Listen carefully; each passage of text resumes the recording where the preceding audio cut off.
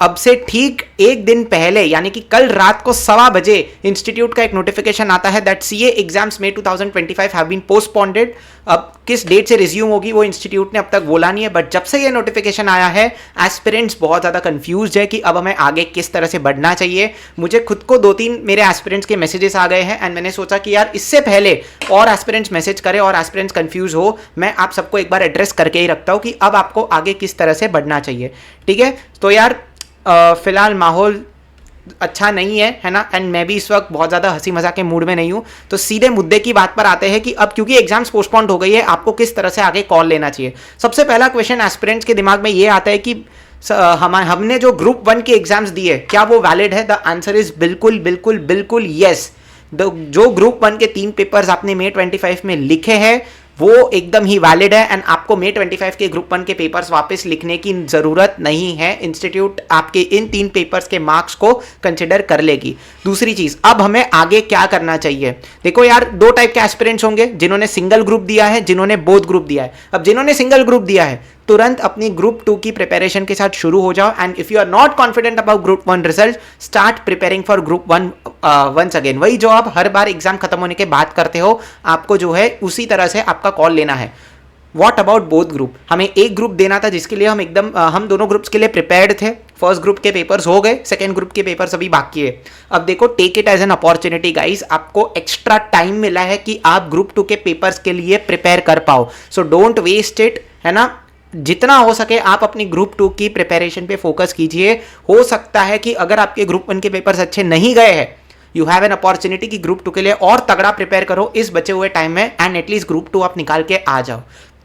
इसी के अलावा एग्जाम्स कब रिज्यूम होंगे, to be very very honest मेरे पास इसका जवाब नहीं है। Nobody has the answer because यार this is a matter of national security and nobody has any clue कि यार कब ये चीज़ें खत्म होगी। मतलब वी ऑल होप जल्द से जल्द ये चीज़ें खत्म हो जाए, बट कब होगी we don't know. So as of now आपके पास ये जो मैंने आपको बताया, ये स्ट्रैटेजी फॉलो करने के अलावा you have no other option guys.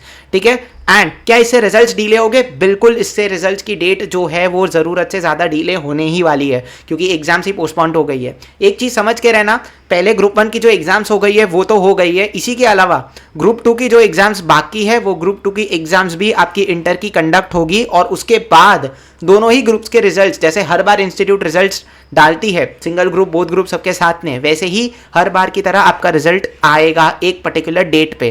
ठीक है, बट जब तक सारी एग्जाम्स कंप्लीट नहीं होती तब तक इंस्टीट्यूट रिजल्ट्स अनाउंस नहीं करने वाला है, दैट इज फॉर श्योर। ठीक है, तो आप कह सकते हैं कि एग्जाम प्रोसेस में बस एक हॉल्ट हुआ है।